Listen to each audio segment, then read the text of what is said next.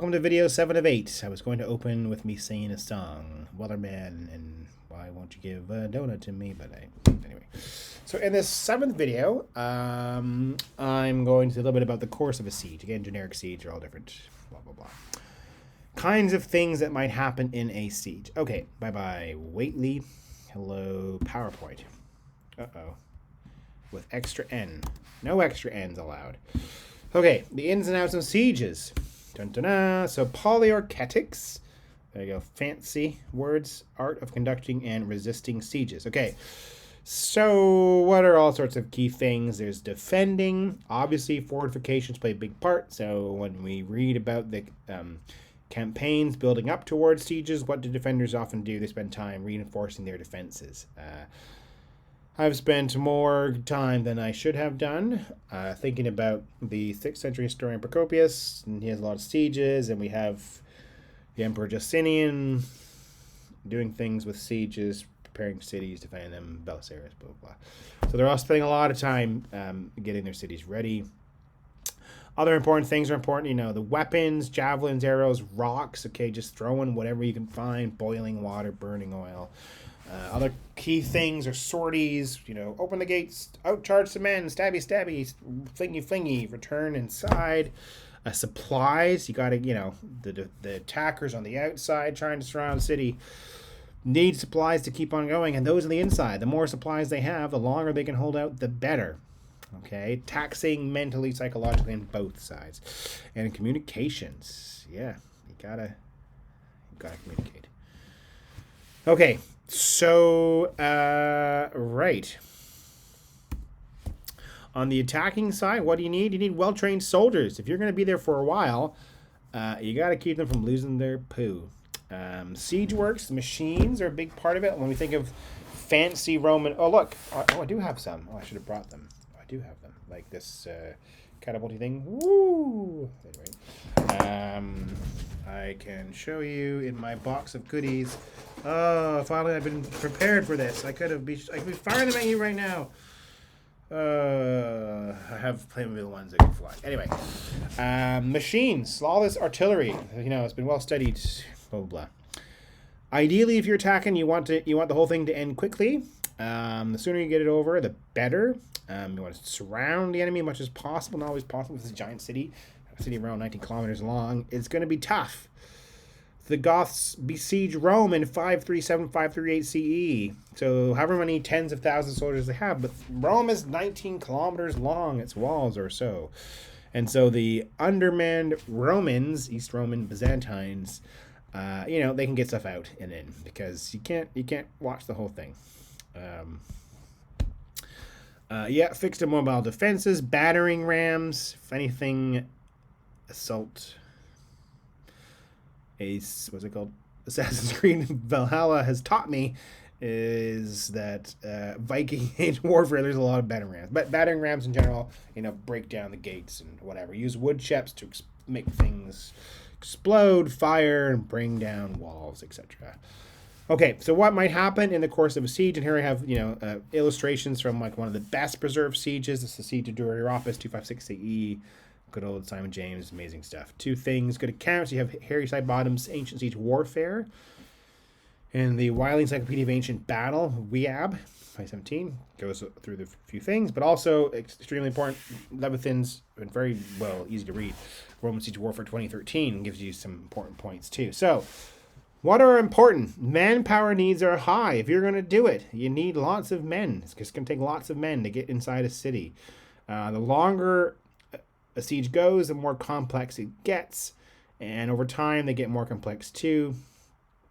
This is one of the only realms where technology, I guess the only thing is a lot of the big developments took place earlier, before the Romans peaked. Hellenistic age was a big age for military technology and siege warfare. We got bigger and badder, etc. But, there are big developments in that regard, and not just in terms of artillery, but, they used chemical weapons, etc. Okay, now, ways to get in. You could, assuming you couldn't just negotiate the surrender of the other side, fling some stuff at them and hope for the best. You might try going under a city, as you see in this just this illustration of the walls of Dura Europus. Here's Dura Europus. The Romans are on the inside. The Persians, the Sasanians are attacking on the outside. The Persians are like, well, let's see if we can go under the walls to bring them down or to get in. The Romans send a countermine, chemical attack, death. You might, use ladders or siege towers and trying to come up and over, but of course, defenders would try to hold you back. Or this is where the wood chips, rams, you might try and, fire massive pieces of artillery to destroy the wall so you can go through. But you might also use surprise, tricks, treachery. Again, there's a lot of stuff in Procopius, late antiquity. Using sewers and drains and sneaking in and,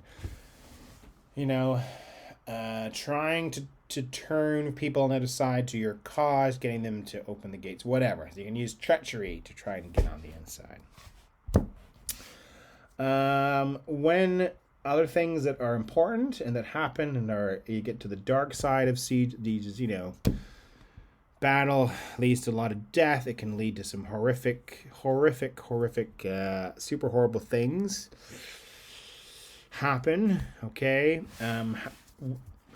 Even if we're just thinking of what motivates soldiers to continue the course of a long siege, the prospect of booty, the trophies, the prizes they might get on the inside, money, physical coin, possessions, but people, the Romans, pre-modern people, dealt in slaves. Sexual violence was a possibility. They really hated their enemy. That can motivate them. When you get through, one of the things with siege is if the longer it goes, usually the worse it was for those on the inside. Attackers would get, frustrated at the length it was going, and once they get in, sort of pent-up release of emotion and physicality could lead to horrible things. Death, slaughter of male participants, again, more sexual violence, horrible things, women enslaved, children as well. And, bad times. Okay, as far as, just this other thing, so Leviathan, again, and there's Masada. You can see this image from Historium.com. There's the ramp, the Roman camps, they camp out, and then they build a ramp, and then we're going in, and here's the stuff, and lots of great stuff. Read about Masada. So siege progression, they get up there, so Leviathan, so he talks about a lot of key things, side bottom, okay, various things, how to get in, and increasing complexity, surprise, treachery, motivation, blah, blah, blah. Leviathan, okay, here's how it goes. It's pre-contact stage, you set up camp. Okay, you get ready. The other side gets ready on the inside. You maybe launch some siege stuff at them, artillery. Try to intimidate them. Some displays of prowess outside, marching, even just marching in tune, or well-trained soldiers. You might try and get them to, give up now, or we come in. There's a lot of back and forth, and then they say yay, they say nay, or whatever. Engagement, and then you surround. You might assault the walls. You might just try and starve them out over a long period of time. So they eventually give up. And then the sack part, as I've already mentioned, 4 key components. Slaughter. So if you read the one I told you about, the detailed Siege of Rome, described by Procopius, in which he was a participant, they survived that the Romans were on the defensive, and they held off the Goths, okay? But the Siege of Jerusalem in 70 CE, described in detail by Josephus, the death toll was spectacular, and so far as tens of thousands, it was awful. Often destruction, pillaging, destroying parts of the city. So again, Jerusalem, the temple, the great temple is destroyed. The rape I told you about, destruction, just bad. Anyway, course of a siege. The final video, I'm gonna talk about the end of a siege. Okay, this is all just making me depressed now because sieges are bad and Romans do bad things.